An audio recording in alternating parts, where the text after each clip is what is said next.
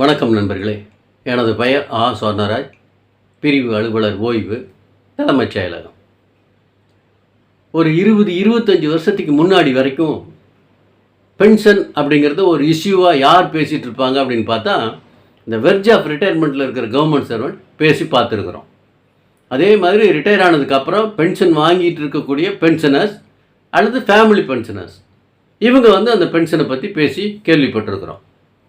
ஆனால் இப்போ கவர்மெண்ட் சர்வீஸில் என்ட்ரு ஆகும்போதே என்ட்ரி லெவலில் வரக்கூடிய ஒரு கவர்மெண்ட் சர்வெண்ட்டு அவருடைய பென்ஷனை பற்றி இப்போவே டிஸ்கஸ் பண்ண ஆரம்பிச்சிட்டாங்க.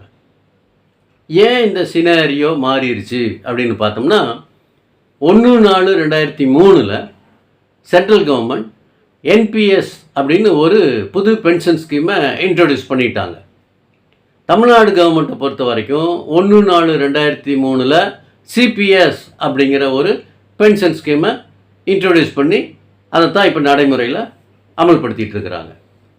இதுக்கிடையில் இப்போ சமீபத்தில் சென்ட்ரல் கவர்மெண்ட் யூபிஎஸ் அப்படின்னு ஒரு புது பென்ஷன் ஸ்கீமை இன்ட்ரடியூஸ் பண்ணியிருக்கிறாங்க.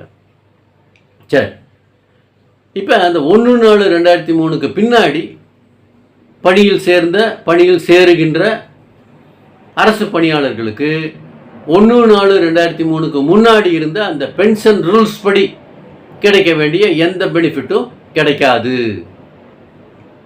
அதனால் அந்த 1/4/2003 பின்னாடி அரசு பணியில் சேரும் அரசு பணியாளர்களின் ஒட்டுமொத்த கோரிக்கை என்னவாக இருக்குது அப்படின்னு பார்த்தோம்னா, அந்த ஓல்டு பென்ஷன் ஸ்கீமில் கிடைக்கக்கூடிய அனைத்து அந்த ரிட்டையர்மெண்ட் பெனிஃபிட்ஸும் 1/4/2003 பின்னாடி அரசு பணியில் சேர்கின்ற அனைத்து அரசு பணியாளர்களுக்கும் கொடுக்கணும்.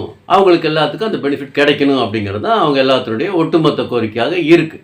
சரி, இப்போ அந்த ஓல்டு பென்ஷன் ஸ்கீமில் எந்த விதமான குறைபாடும் இல்லையா, அதில் 100க்கு 100 சரியாக இருக்கா அப்படின்னு பார்த்தோம்னா, அதுலேயும் நிறைய குறைபாடுகள் இருக்குது. தீர்க்கப்படாத பிரச்சனைகள் எவ்வளவோ இருக்குது.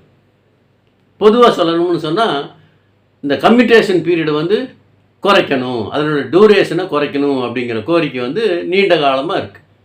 அதே மாதிரி இந்த அடிஷ்னல் பென்ஷன் அப்படின்னு ஒன்று சேங்ஷன் பண்ணுறாங்க, அதனுடைய டூரேஷனையும் குறைக்கணும் அப்படிங்கிற கோரிக்கை வெகு காலமாக இருக்குது. இப்போ இந்த அடிஷ்னல் பென்ஷனை எப்போ கொடுப்பாங்க, அது சம்மந்தமாக ஜிஓ என்ன இஷ்யூ பண்ணியிருக்காங்க, கோர்ட்டு என்ன மாதிரியான பார்வை பார்த்துருக்கு அப்படிங்கிறத பற்றி தான் இந்த வீடியோவில் நம்ம பார்க்க போகிறோம். 2011 ஃபைனான்ஸ் டிபார்ட்மெண்ட் ஒரு ஜிஓ இஷ்யூ பண்ணுறாங்க. அதில் இந்த அடிஷ்னல் பென்ஷன் எப்போ சேங்ஷன் பண்ணணும் அப்படிங்கிற சம்மந்தமாக ஒரு ஜிஓ இஷ்யூ பண்ணியிருப்பாங்க. அதில் என்ன சொல்கிறாங்கன்னா, 80 வயது நிறைவு பெற்ற பென்ஷனர் அவருடைய அடிப்படை பென்ஷனில் 20% கூடுதல் பென்ஷனாக வாங்கலாம், அவருக்கு 20% கூடுதல் பென்ஷனாக சேங்ஷன் பண்ணலாம்னு சொல்லி அந்த ஜிஓவில் இஷ்யூ பண்ணியிருப்பாங்க. அதில் ஒவ்வொரு ஸ்லாபாக சொல்லியிருப்பாங்க. 80 வயசுலேருந்து 84 வயசு வரைக்கும் 20% அடிஷ்னல் பென்ஷன் கிடைக்கும், 85லேருந்து 90 வரைக்கும் 30% அடிஷ்னல் பென்ஷன் கிடைக்கும், 90லேருந்து 94 வரைக்கும் 40% கிடைக்கும், 95லேருந்து 99 வரைக்கும் 50% அடிஷ்னல் பென்ஷன் கிடைக்கும், 100 வயசுக்கு மேலே உள்ளவங்களுக்கு 100% அவங்களுக்கு அடிஷ்னல் பென்ஷன் கிடைக்கும் அப்படிங்கிற மாதிரி அந்த ஸ்லாப் வச்சு போட்டிருப்பாங்க. சரி, இப்போ இதில் என்ன இஷ்யூ அப்படின்னு சொன்னால், அந்த ஃபஸ்ட்டு ஸ்லாப் பற்றி தான் இப்போ கான்ட்ரவர்ஷியல் ஓடிக்கிட்டு இருக்குது.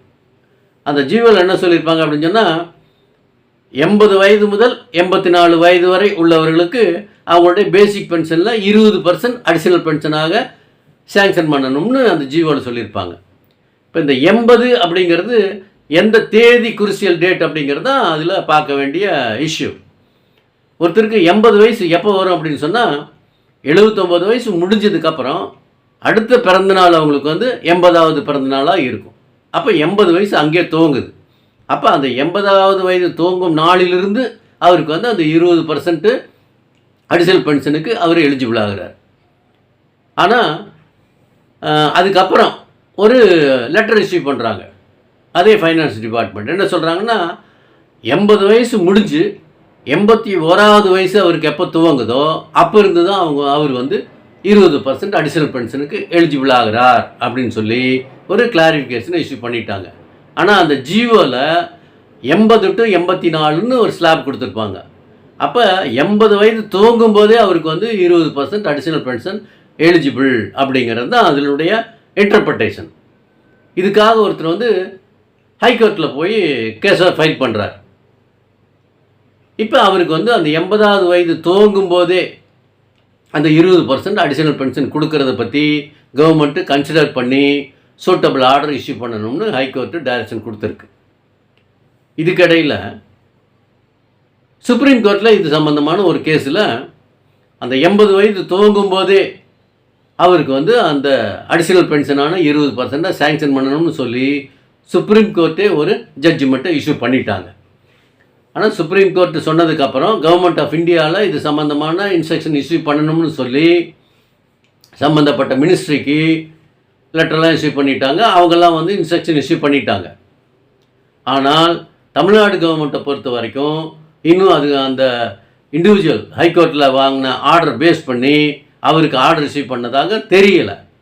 அதனால் அந்த சுப்ரீம் கோர்ட்டினுடைய ஜட்ஜ்மெண்ட்டை கோட் பண்ணி இந்த 80 வயது நிறைவு பெற்ற பென்ஷனர்ஸ் யாராவது இருந்தாங்கன்னு சொன்னால் அந்த 80 வயது துவக்கத்திலேயே அவங்களுக்கு வந்து 20% அடிஷனல் பென்ஷனுக்கு நாங்கள் எலிஜிபிள், அதுக்கான ஆர்டர் இஷ்யூ பண்ணுங்கன்னு சொல்லி ஃபைனான்ஸ் டிபார்ட்மெண்ட்டில் ரெப்ரசன்டேஷன் கொடுங்க.